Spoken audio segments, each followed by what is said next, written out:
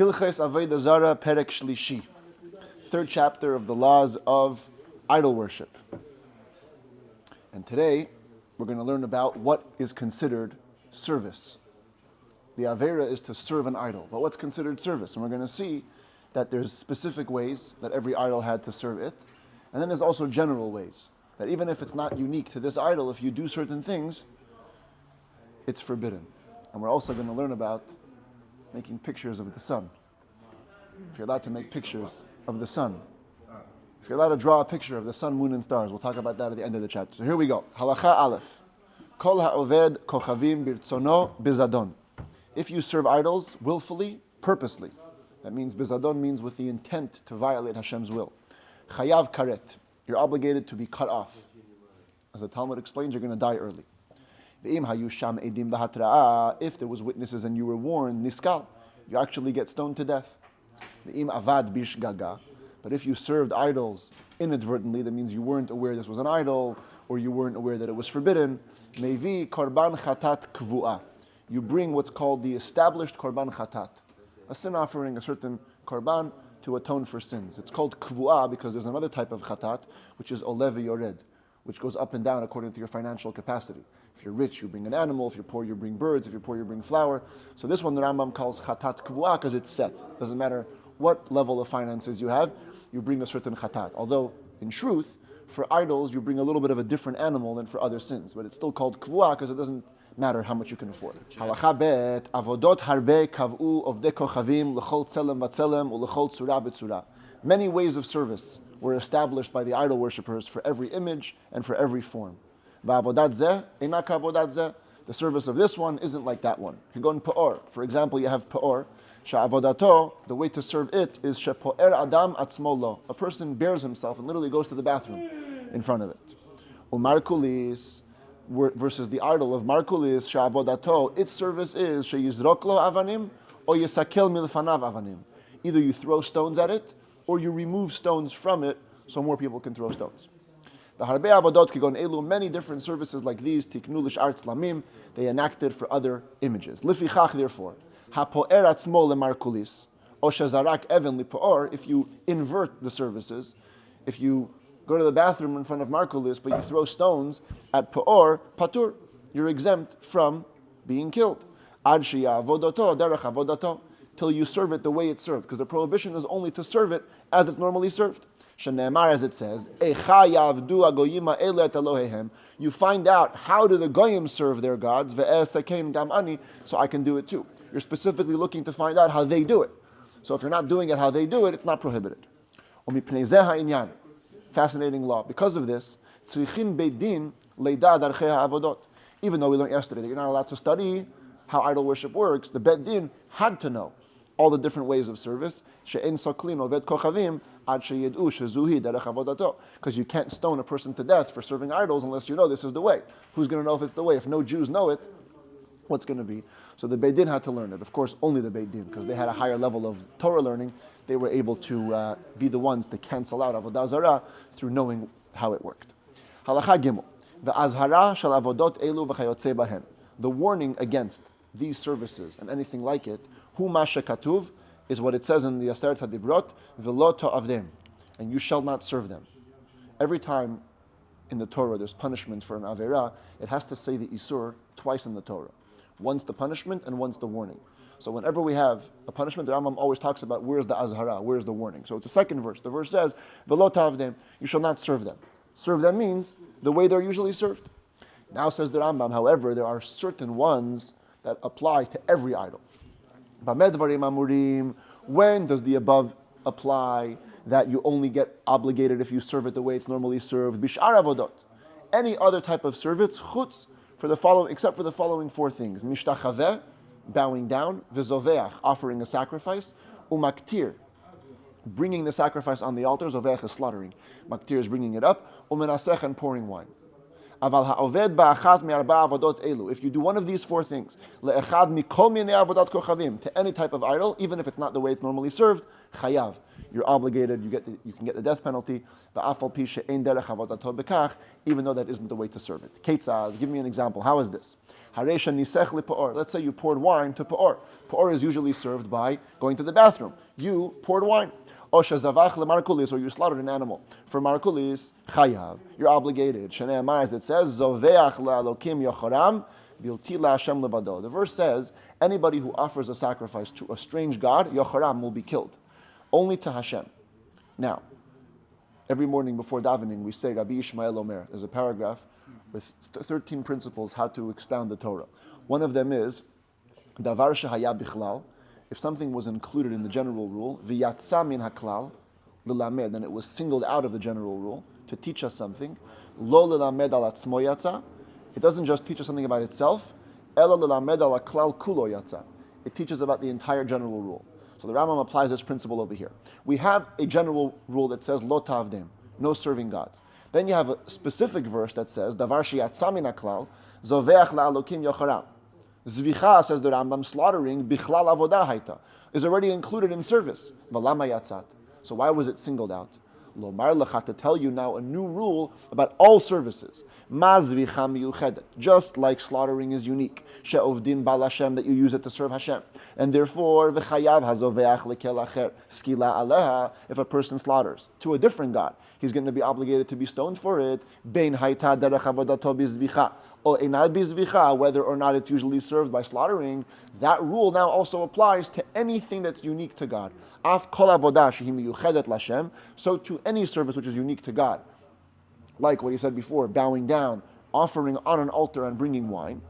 Im avad ba le'el acher, if you used it to serve a different God, bein shehayta derech avodato bekach, bein she'ena bekach, whether or not it's usually served that way, chayav aleha, you're obligated.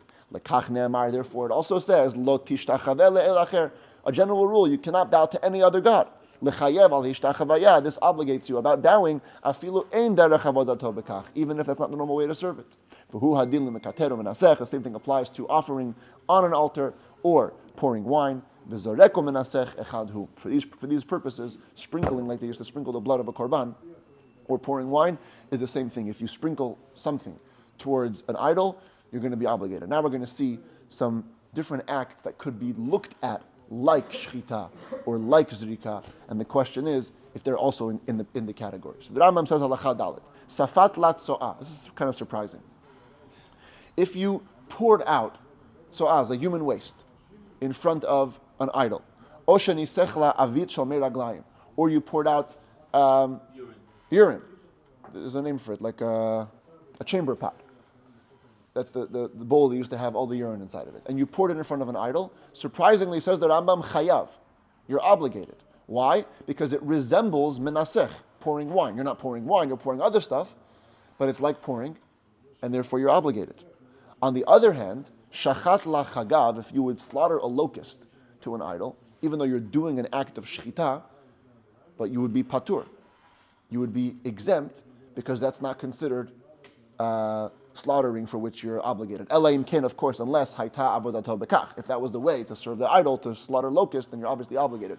But if not, it doesn't go under the umbrella category of slaughtering. Or if you slaughtered an animal that was missing a limb, it's cut off, has a leg cut off. Even though you did an act of slaughtering, patur, you're exempt.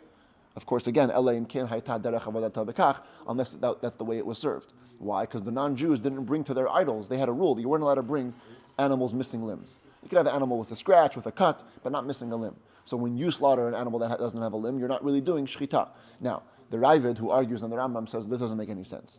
Slaughtering a locust or slaughtering an animal missing a limb is much closer to shchita than pouring urine is to pouring wine, to nisuch. And if the Rambam obligated you for that, he should surely obligate you for this. So he does argue. But the Rambam nevertheless rules that there's a difference, and the commentaries deal with what's the basis for the difference. Let's see another law. Avodat kochavim she'ovdin ota b'makel. If you have an idol, that the way you serve it is with a stick. Okay, it doesn't say what the service is, but you use a stick in the service. Shake the stick in front of it, it says. What does it say? It says you shake the stick You shake it in front of it? Okay. So usually you shake it in front of it, and now you did something else. Shavar makel befaneha. What happens if you broke a stick in front of it? So you have the stick, but you're not shaking it like the normal way, you're breaking it. Says the Rambam chayav, you're obligated, because that's like shchita, the commentaries say. Breaking a stick, even though the way to serve it is to shake the stick, but breaking the stick is like shchita. Others say that's not why. Others say it's just because that's the way you served it, either shaking it or breaking it. But you're obligated, vinne eseret, and it becomes prohibited. Now, if you know Hebrew grammar, makel is lashon zachar, so it should say vinne esar. It should say that the stick becomes prohibited in masculine form. The reason why it says it in feminine form is because it's referring to the idol. We're going to see in later chapters that an idol that was made by a Jew only becomes prohibited once you serve it. So the Rambam over here is saying if this idol was made by a Jew and you broke the stick in front of it, that constitutes service enough to make it forbidden. But zarak makel befaneha, what if you only threw a stick in front of it? You're standing 10 feet away, you want to try your aim, you chuck the stick, and that's zrika. Chayav, you're obligated because you did an act of zrika. It's like you sprinkled blood. You threw the stick. However, the idol doesn't become forbidden. Or some commentaries, the stick doesn't become forbidden. Why? Throwing a stick isn't exactly like throwing blood. The stick remains as it is. The blood sprinkles all over the place. So therefore, it's not enough to make the idol forbidden. It's still enough to make you obligated because you did an act that's prohibited. But the object of this sprinkling doesn't literally mimic the way it's done in the temple, so you can't make you obligated. Here's another way to become forbidden. If you accept upon yourself any of the idols as a god, chayav skila, you're obligated to get stoned. You didn't serve it, you didn't do anything, you just accepted it as a god. Even if you pick up a brick, it wasn't even an idol. You made up your own idol. And you said, Eliata, you're my God. Looks at the brick, you're my God. Or anything like this speech, chayav, you're obligated, you're liable. Even if you retract it, within the time it takes to speak, which is halachic definition, it means within the time it takes to say, Shalom alecha Rabbi, peace unto you, my teacher. In those space of 2.5 seconds, you said, Ein ze Eli. No, I changed my mind, it's not my God. Ein chazarato klum ela niskal. Your retraction is nothing, you do get stoned. Because there's a special prohibition just to take upon yourself image as your God. Halacha he, ha'oved avodat kochavim kedarka. You're serving an idol the way it's normally served, but you're not doing it with the intention. Va'afilu asa derech bizayon. You're doing it with the intent to embarrass the idol. For you, throwing a stone at Markolis is a way of offending it, trying to break it or whatever it is. You're doing it in an embarrassing way. Still chayav. Doesn't matter what your intent is. You did the service the way it's done. Ketzad, for example, hapo'er atzmo lipo'or. Kidei levazoto. You go to the bathroom in front of po'or to embarrass it. O zarak even lemarkolis kidei levazoto. Or you throw a stone at Markolis to embarrass it. Ho'il va'avodato bekach. Since that's the way you serve it, bottom line, you did an act of servicing idols. Chayav, you're liable, but you're not going to be killed. Umevi korban al shigigato. You should bring a korban for your inadvertent sin. Halacha vav. Ha'oved avodat kochavim me'ahava. If you serve an idol out of love, which means not to service it as a god, but rather could go on, for example, shechashak b'tzura zu. It's geschmack. You like it. Mipnei malachta shehayta na'eh biyoter. The artistry is beautiful. Wow, whoever sculpted this idol was mamish, a talented artist. Osha avadam miyiratola. Or you served it out of fear, which means, again, not for being a god, but rather shema tarealo. You're worried this image is going to hurt you. Like some of the servers think that the images can do good or do bad. So what matters now is your intent. If in the process of serving you also took it upon yourself as a god, chayav skila, you're obligated to be stoned, liable to be stoned. But if you served it the way it's served, normally, or one of the 4 major ones, from love and fear, but nothing else, there was no intention to accept that as a god, patur, then you're exempt. If you hug an idol or you kiss it, you sweep or you mop in front of it, v'hamarchitzla, you wash it, v'hasach, or you smear it, v'hamalbish, v'hamanil, you put it on clothes, or you put it on shoes, v'chol kayotzei b'divrei kavod ha'el, anything like this to honor it, over b'lo ta'aseh, you transgress a negative commandment. Shene'emar, as it says, v'lo ta'avdem, you cannot serve them. Part of serving them is to show them honor. V'afal became nevertheless a no lokel achat man. You don't get lashes for any of these, lefi she'einan b'feirush, because they're not explicit in the Torah. It doesn't say how to not serve it. So if you serve it in its primary way, that's when you're obligated, you're liable. But if you serve it in one of these ways, we can't give you lashes. But if it was the way of service, any of these things, people used to dress this idol, that's what they did, or sweep in front of it. And you did it with the intent to serve it, chayav, you're obligated. Here we see that the intent matters. In the last halacha, when it came to embarrassing, intent didn't matter. What's the difference? So the commentaries explain, either because over here, we're talking about death. So we can't give you death unless you have intent. And over there, it was just a korban. It was just an offering. So therefore, even less will make you obligated. Halacha zayin. Yashav lo kotz beraglo lifnei avodat kochavim. You're walking and you get a thorn in your foot. And you happen to be in front of an idol. Lo yashuach v'yitlenu. You cannot bow down and take it out. It seems like you're bowing to the idol. Similarly, nitpazru lo ma'ot b'faneh. If your wallet falls out of your pocket and all the money starts falling out all over the place, lo yashuach v'yitlem. You cannot bow and take them. Looks like you're bowing down to the idol. Ela yeshev v'achar kach yitol. Sit down. Don't bend over. Sit down and then take it. The Rambam doesn't say what happens if you did. What happens if you did bow down and take the money? So the commentaries say we can't hold you responsible. Well, if you didn't see it, that's a different thing. Here we're talking about if you see it, and you know about it. It's an obvious thing.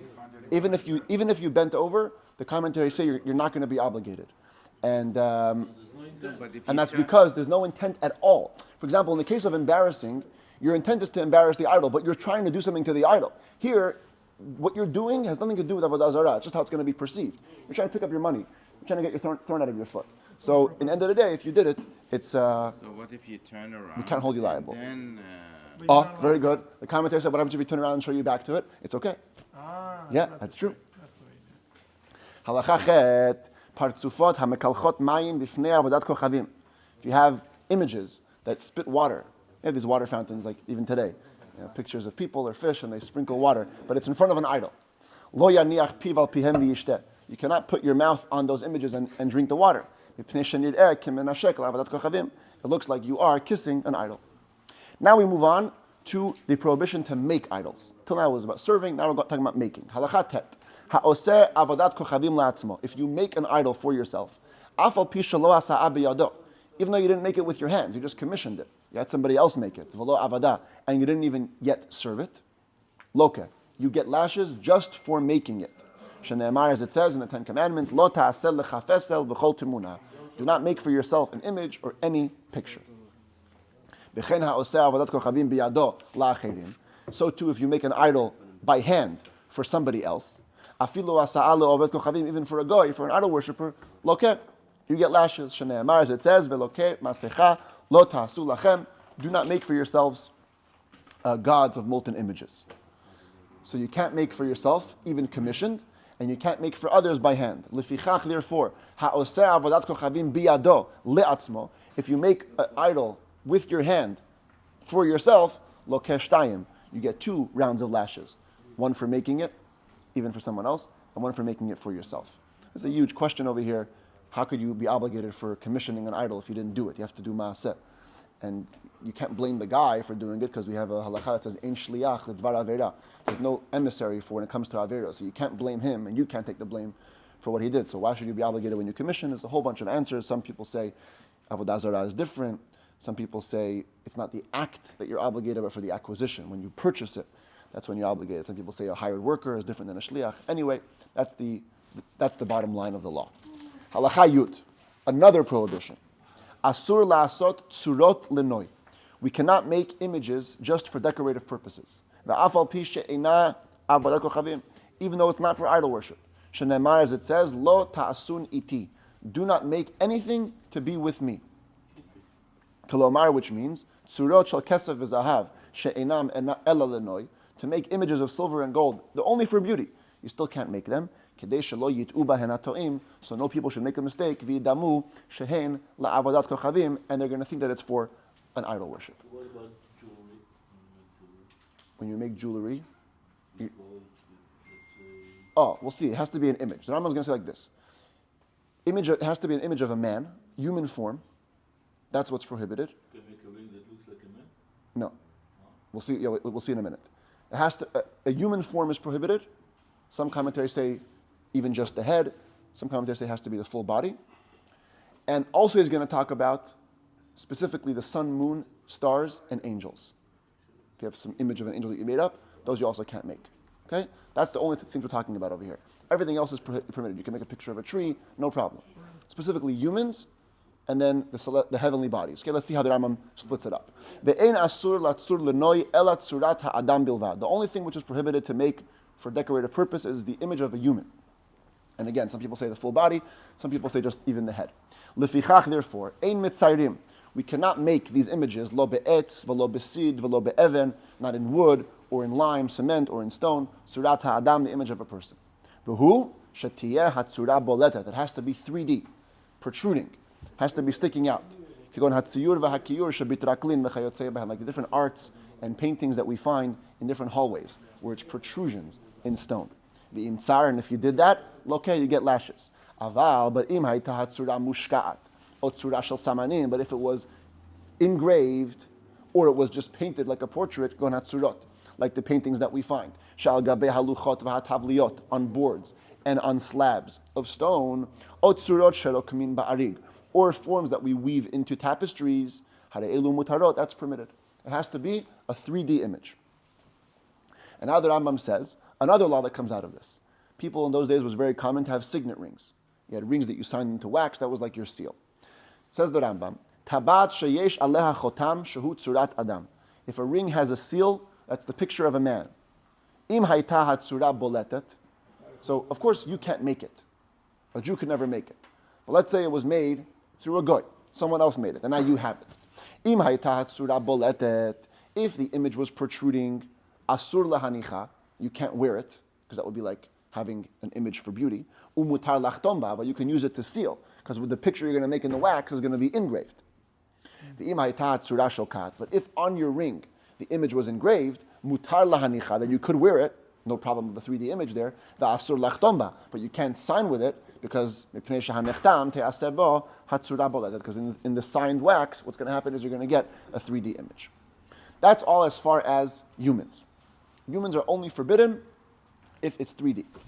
Now says the Rambam, B'chein asur latzur, dmut chama ulevana, kochavim mazalot malachim. You cannot make an image of the sun, moon, stars, constellations, or angels. Shenemar, as it says, lo ta'asun iti, you should not make anything with me, which means lo ta'asu, ki dmut shamashai, hameshamshin lefanai bamarom. You cannot make the image of those that serve me in heaven. And here the Rambam says, afilu al haluach, even just on a board, 2D. You cannot draw a full picture of the sun, a full picture of the moon, or any stars. Why? How come over here it's different? The commentaries explain because we see the sun, moon, and stars looking 2D. When we look at the sun and the moon, we see them like flat. So when we imitate them, we also can't make them flat. Even today, there's big problems to draw full pictures of the sun. You should always draw something incomplete, or you can draw it abstract, like a sun with a smiley face, or a moon with hands, because then it's not the sun and the moon as we see it. But really, it's some people even say taking pictures of the sun is forbidden. A full picture of it for a Jew. From NASA today. From NASA, well, the Goyim did it, so that we can look at them. But a Jew can't make them, technically, yeah. So a Jew in NASA, I mean, shouldn't take the pictures. רמון, זכרו לברכה, אם הוא היה לוקח תמונות, היה אסור לו? Okay. Without kama poskim. Pictures. Pictures are different. Drawing is for sure forbidden. Some people say pictures are like drawing. I'll tell you what. You know what? I should change that. I should edit that. For NASA, it's probably permitted because there is a permission lihit lamed. If you're doing it to learn for education purposes, then you're allowed to. So for NASA, probably it would be okay. Surot habehemot ushar nefesh chaya chutz min ha'adam.